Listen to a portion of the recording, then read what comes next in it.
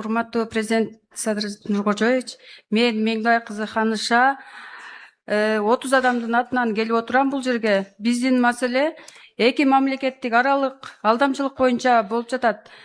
Жана Кытай боюнча азыр спецтехникаларды, машиналарды алып чыгып иштеп жаткан жолдошум ошол жака кетип, Мамбет Курбан аттуу кытайлык жигит менен иштешип, машиналарды чыгарып жатып, аягында келгенде ири өлчөмдө суммада машиналар бир 15-20 чактысы чыкпай калды да.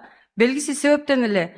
Анан биз нар жака бардык, бер жака бардык. Кыргызстандан, Бишкектен МВДга кайрылганыбызда бизге соттон чыгарып беришти. Ал жакта Кыргызстанга келе албайт, бөгөт коюлду депчи. Кытайга барсак, ал жактан жакшы териштирүү чыкпай атат да. Ушуну бир өзүңүз көзөмөлгө алып чечип берүүңүздү суранам. Азыр мен жолдошум 6 айдан бери абакта отурат. Бул жактагы жарандар бизди жакшы түшүнбөй атат. Мен элдерден акчаларды алып салып берген болчумун да.